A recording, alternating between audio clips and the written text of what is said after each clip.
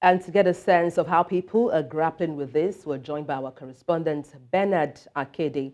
Benard, good morning.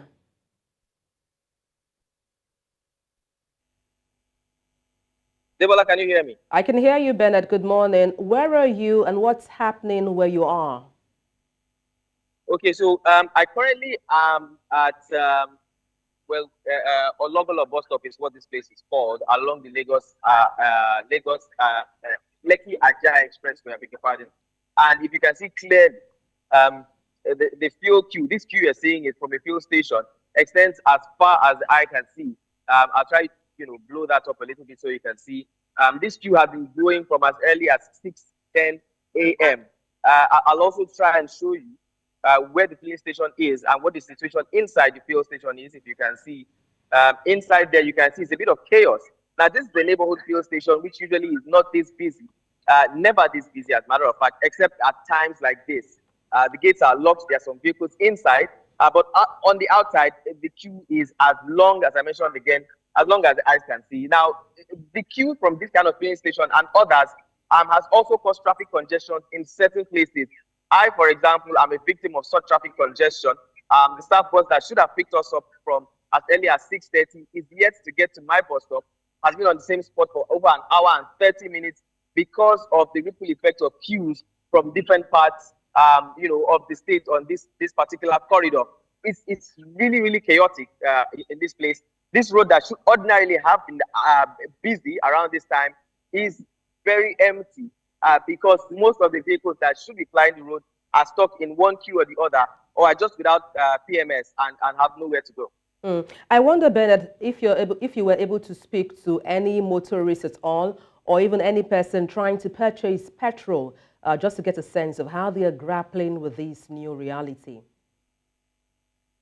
Well, the funny thing is, the people I've tried to speak with are people who are disgruntled and not even happy that I'm moving the camera towards them. So I had to move out of the fuel station for safety reasons.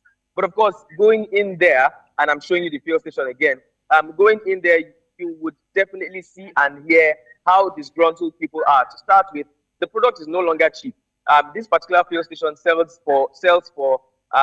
ordinarily sells for about 610, 615 naira per liter, while others around here sell for about 605. The highest you'll get on this axis is about 640 naira per liter.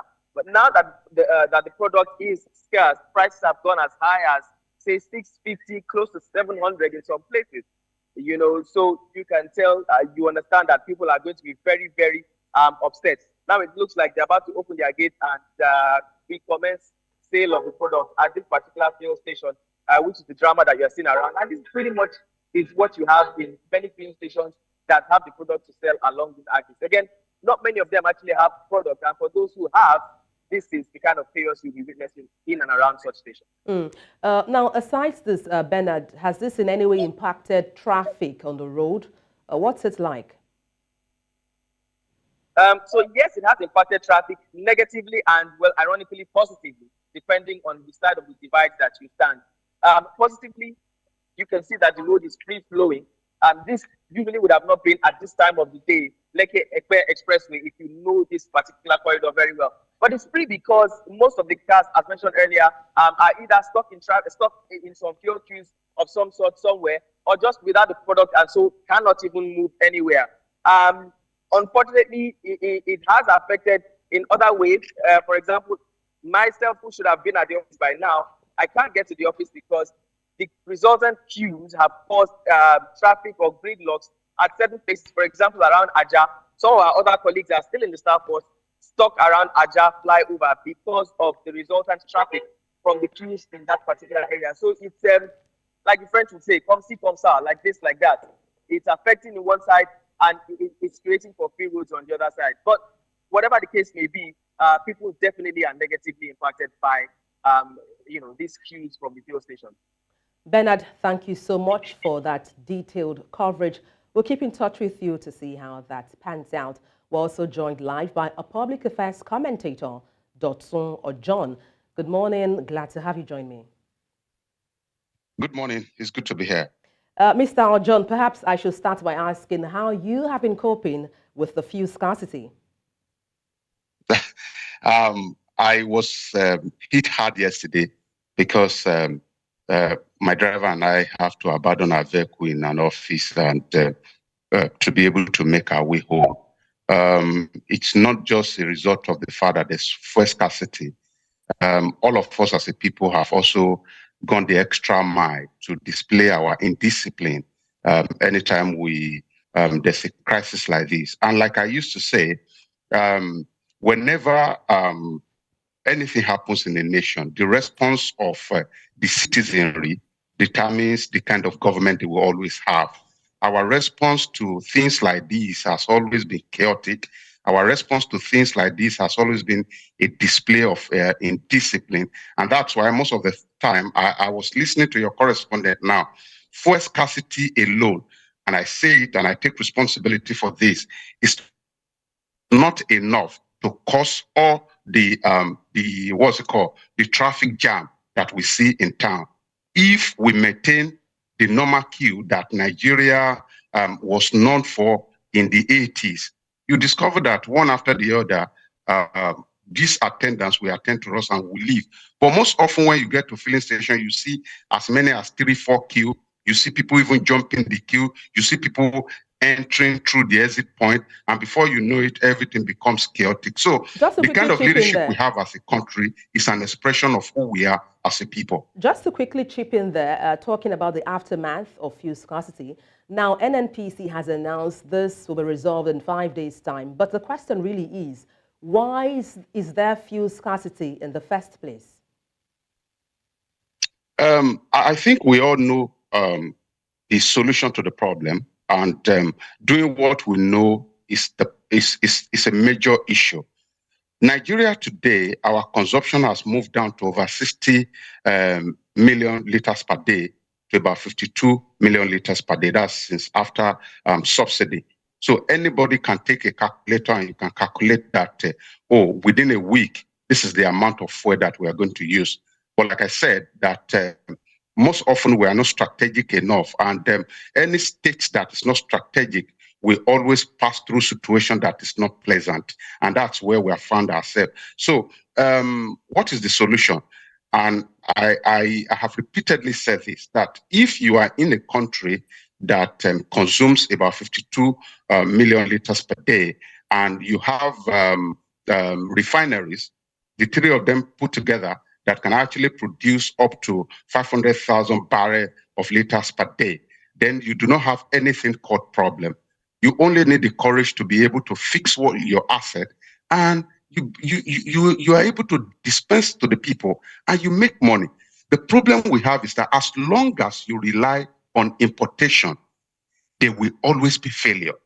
As long as you rely that you are going to export crude and take in refined product, there will always be a situation like this. Mr. So John, it is our strategy, and the focus of our strategy should be on ownership rather than how we can efficiently import. If you look at the direction of what NNPC CL has been doing over the years, it's been, how can we effectively import to prevent chaos like this? But because you do not have 100% control over the other people that you import from, we heard from some other sources that it was a result of maintenance here and there from some of the refineries where we import fuel from. Which leads me to my next question, Mr. Ojon.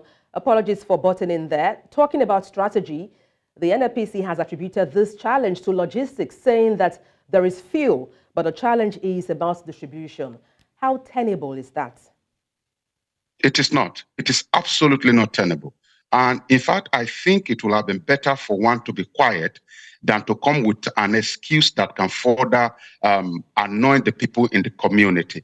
It is not tenable. The reality is that beyond what they have said, there were issues that they were afraid to talk about. You know, government is always in the habit of embellishing truism or telling outright lies. So, but you cannot continue to come out to say that it is logistic as in what? Is it in taking fuel from Lagos to my village, or from taking it from my village to Abuja? We can see that that's not the issue. They've only not have the confidence because Nigerians are going to ask that when the president said fuel subsidy is gone, he came with a caveat that he is going to work on our refineries. So they know that Nigeria will come back to asking how far have we gone with the turnaround maintenance of our refinery. Let me quickly tell you this, that the money we have spent in the last, because they can tell you, oh, we have not done turnaround maintenance, but I can tell you it's on the pages of newspaper. Even as 3 years ago, roughly $2 billion was committed to maintenance of refineries. So if you keep turning around the refineries and they are not turning out fuel, then there's an issue. And if you have a new government and the attitude of the government is not different from what we've had before, there's going to be question.